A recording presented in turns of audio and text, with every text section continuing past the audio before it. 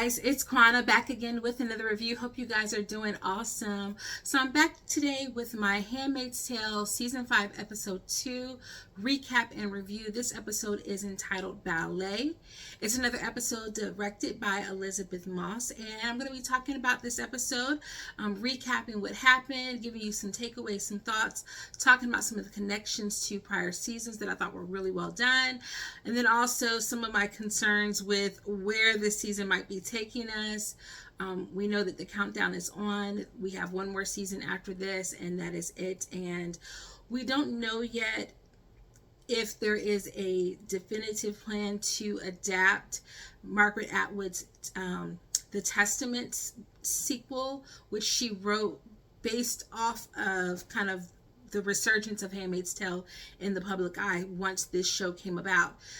So I'm very interested to see what direction they take the show and whether the show wraps up with some type of maybe hopeful resolution, given that there is a sequel that exists out there. I've not read it, but I know some of the plot points, so it's kind of interesting.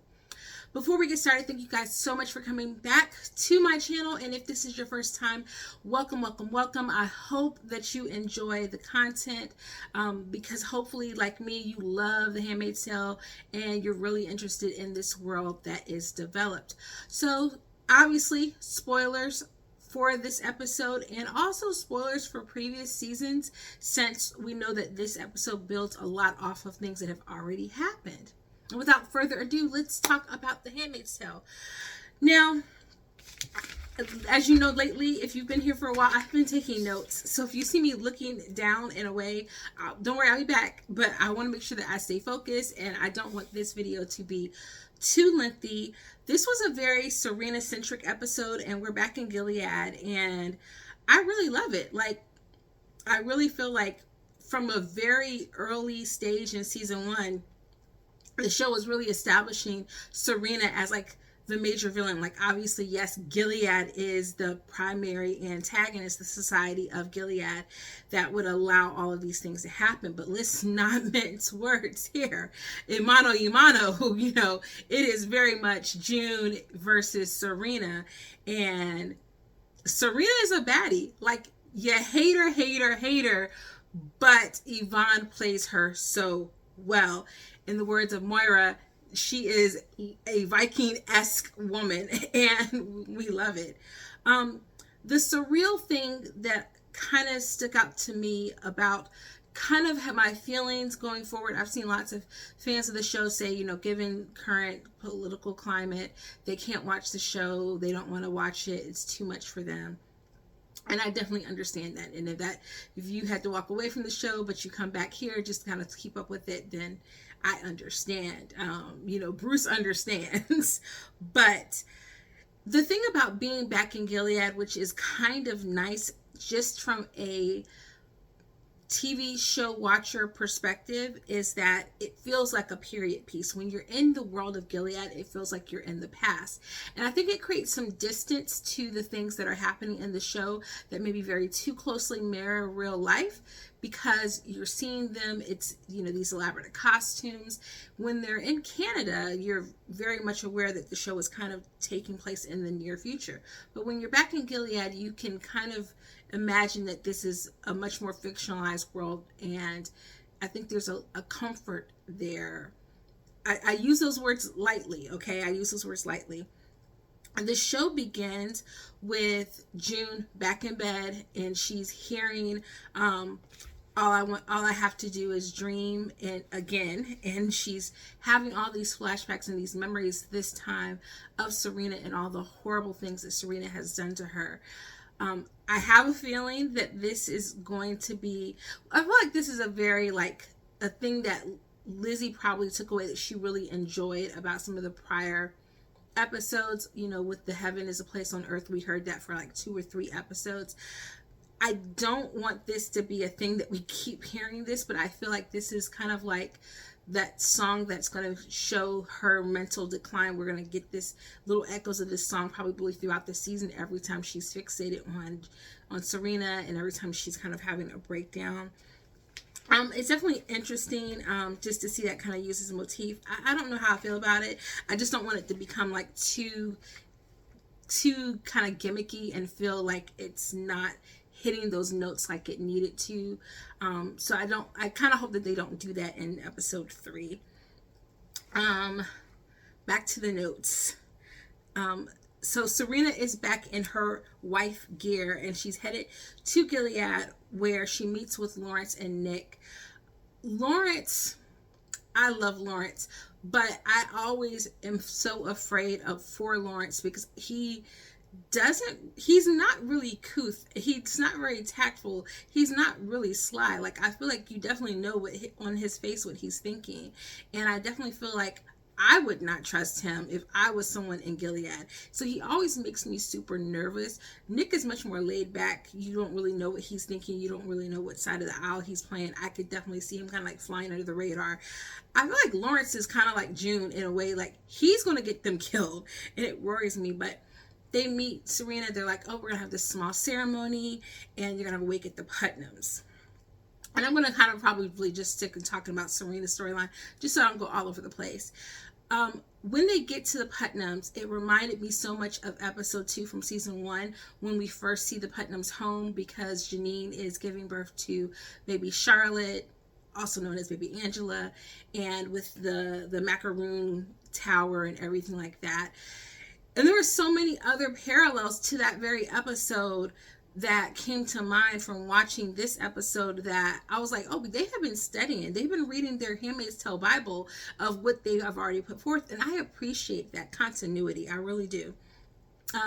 Serena hopes to go before, the council and find out that they're going to offer a bigger, more prominent venue. And at first they're like, no. Eventually she's able to meet with them. She is taking a big risk because every time she meets with the men, it ends up going poorly for her. The last time she met with the men, she lost her pinky. So I was kind of like, girl, you are taking a big risk just to throw this man who you halfway some of the time didn't even like a bit bigger, better funeral. And you could just stay your happy tail in Canada. Like, you really see that she's on some, I don't know if she really believes in Gilead, like if she just fully drank the Kool-Aid, or if it's all about the power for her, because she's really doing all this over a man who she only halfway liked and who treated her horribly at times and who helped to pervert the system that she wanted to establish. Because let's be for real, there were so many things about the handmaid process, the ceremony, that she felt victimized by as well. So why she's in a rush to get back to Gilead, I don't know. When you could have just said they were cutie Tuello, but I think it's all about the power for her. It first doesn't go well, and then it goes well when Lawrence decides to speak up for her after she goes before the council. Obviously, fingers crossed, there is a plan at play here, because I don't know why they're trying to get on Serena's good side. Like, what is the political power that she yields that makes them feel like they want to use her? And all I can think is that somehow they plan to use her in order to get more from the women, get more dirt on the men. I really don't know. I really can't see the horizon of what the power play is. But he ultimately turns the men around, and they decide to have this huge state funeral for Fred. It looks like something that you would have expected out of, like, if it was very Nazi-esque, the way that it looks. But she is very much like the Queen of Gilead. Like, she is running things. And I hate that for her, but it's intriguing. It's intriguing to watch. We're going to talk about the reveal that happens at the ceremony. But it's just so many nuances, so many little things. Like, at one point, Tuello gives her a cigarette. She's about to smoke it, like, hello, girl, you pregnant? But also, it just shows, like, Tuello is so enamored with her. She's really got him by his jock strap. And it's really, like, fascinating to watch her yield this much power over these men. Then we have back in Canada, June. June is still wilding. June is still tripping. June is planting flowers. We don't know what she's planting. She needs to take some herbal medication to calm down, because obviously, like, this is our our traumatically, rendered queen, and we love her, but she's not doing well for herself. There's so many triggers. They're playing games, and she sees the Scrabble board. That is a trigger to her time with Fred. And she goes off on Rita. Low-key, I'm not mad about that, because Rita, I have grown to like Rita, but let's not forget, Rita treated June like straight up garbage when she first got to the Waterfords. And sometimes, like, Moira is like, June, oh my gosh, you like, I feel like that she's completely right in how amped up, like, she was repeatedly raped. Going back to season 1, episode 2, that episode begins with her being raped by Fred, and that's the very first thing that you see is like her being rocked on the bed. So I understand. I at times I wish she would tone it down, because her actions always do cause harm and hurt to others. But at the same time, I don't think she wants somebody to be as amped up, and nobody else was in that household with her but Rita. She wants Rita to be amped up, to be Team June, and I don't think she was really trying to come for Rita. I think just she wanted somebody to feel as justifiably like just livid and angry and wanting revenge. She wants somebody to do revenge with you. I know that's Netflix and not Hulu, but that's what she really wanted. Ultimately, Luke talks to her, calms it down. I love that. I love the conversation that they have. He is so completely Team June, and he's like, I love you, but you need to be here with me. I understand everything that you did, but now it's time for you to be here with me and Nicole, and because we may not ever get Hannah back, and forget Serena, you got her scared, but you need to let her go because she's got too much control over you. And I love that. Again, if you are standing Nick and June, I'm sorry, you are voting for the wrong horse. It's definitely Team Luke in the streets. Over here, ultimately they go to the ballet. Very reminiscent of Serena giving her that ballerina box, but she loves ballet. This is something that obviously they have done before. She loves it. It's a great time, and they kind of reconnect. They have, they reconnect. They kiss. They have that little 360 moment in Toronto where they're spinning around, they're kissing. It's so cute. Feels very like Times Square-esque, kind of big kissing scene. And then it is ruined when the telemonitors go to Fred's funeral and we see Serena's face. And Lizzie she's not always my favorite director, but when she directs and gives notes to the cinematographer, that was a great moment. And also just the difference in the looks between Serena, who obviously feels empowered in this moment, and June, who is angry, but that anger is not powering her, that anger is weakening her, and the parallels between the moment, that was a really good cinematic moment for me.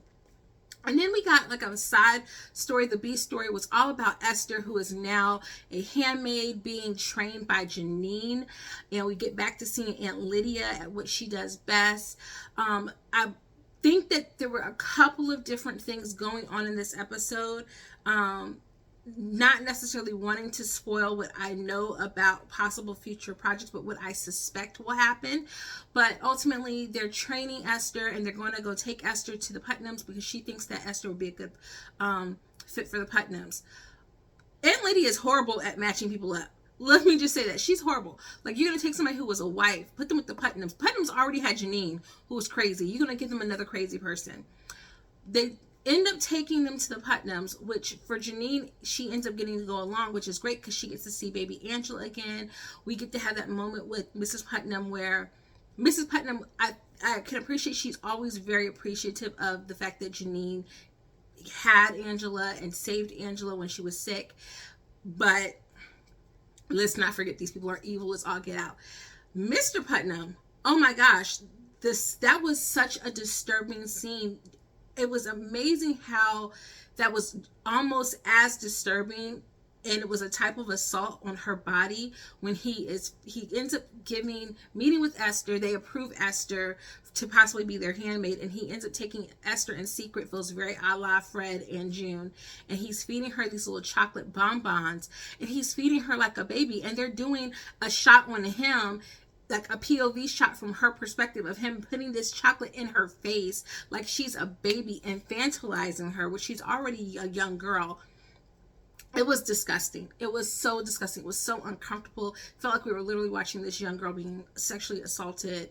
Oops, I know you can't say that on YouTube. Being SA'd. But it was really, really disturbing him. And it reminded me of season 1, episode 2, when June goes downstairs and the wives call her in because Janine's having the baby and they want to know what's happening with the baby. And one of the wives is like, take a cookie. Would you like a cookie? And then Serena gives her a cookie. And it's like, one, you're giving her something she's not supposed to have, and it's only going to weaken her because, you know, it's going to weaken her resolve. But then 2, it's like you're trying to buy her with that cookie. And our girl June, she knows better. She's smarter than that. She goes upstairs to the bathroom and she spits that daggone cookie out. And I was like, power to the people, girl. That scene reminded me of this, and that he's trying to give her this cookie and he's trying to buy her off. And Esther knows this. This is a smart young woman. Ultimately, she goes back and she talks to Janine about, you know, having babies and being a mother and seeing Angela, and she gives Janine some of these chocolates as well. And it just seems all very innocuous until you realize that girl has poisoned this, and her and Janine start vomiting up blood. And Janine basically is like, Esther tells Janine, like, I hated you when I met you and I hate you now. You used me. You only wanted to go see your daughter. You don't care nothing about me. Neither does Aunt Lydia. All y'all are trying to just use me because I got these good ovaries. And no. That's not what this is about. At least June was a fighter. June fought back. You really get to see that in this instance, Janine thinks that what she's doing is innocent, but she's ultimately hurting Esther, and she has kind of internalized being June. Not in the sense of like how, like, June never tried to, I think, make people make them okay with being a handmaid, but she did try to help Janine survive. Janine takes it to the opposite end of like, I need you, you're going to survive by being a good handmaid, by accepting this lot in life. And Esther wants to fight back. Esther wants to be a rebel. And so ultimately she's like, I can't fight back the way that June would. I would rather die. And so they eat those bonbons and they start coughing up blood. Aunt Lydia is shook. I am shook because we just lost Alexis Bledel. She's not on the show right now. And if they killed off Janine is literally one of my favorite characters. I feel like she's the baby of the show. Like, everyone wants to love and protect her. But at the same time, I could fully see this becoming, I guess, like the tipping off point of maybe where we see Aunt Lydia starting to care more about the girls. Because she certainly does care about Janine, I think. So it'll be interesting. We don't know if they actually died or if they're going to manage to survive. Ultimately, if they find out that Esther did that, Esther is headed for the wall. Either way, like, they're not going to let her live having possibly killed a handmaid. So it'll be really interesting to see the aftermath of all of that. But big shocker of the night, of course, was Serena at the funeral using baby girl Hannah at the funeral, getting her face right there in the screen. Lawrence and Nick had to know that this was happening. And so I am just confused because it's like, were they doing this so that June gets a chance to see Hannah? Because June is not looking at it like that. June is definitely looking at this as, oh, you want to play games with my child? Oh, I'm going to come for you. Like, and Luke, I feel like Luke is going to, like, they just reconnected. I think he is going to completely blame June for this. Like, you play stupid games, you get stupid prizes. You played a game with Serena, sending Fred's finger to her, being vindictive and everything, and they're playing games with our daughter, and this is your fault. I am really scared for what this is going to do to their relationship, but ultimately we know this is going to fuel June to do something crazy, and I can't help but think she's going to do an Emily. She's going to pull an Emily and find her way back into Gilead. That is my prediction for what's going to happen because of this. But I loved some of the callbacks from the prior episodes that they're doing in this season. it makes this season kind of feel like they were really fully planning on this being the last season, not knowing if they were going to get renewed again. That being said, I kind of enjoy that aspect. It makes me wonder though what we're going to get for the season finale, but at the same time it makes me think that we're going to get things tied up, and the fact that we actually get a confirmed season 6 ending means that we should get things tied up, no cliffhangers unless something crazy happens. So let me know down below in the comments what you thought about this episode. I thought this episode was good. This episode was so much better than episode 1.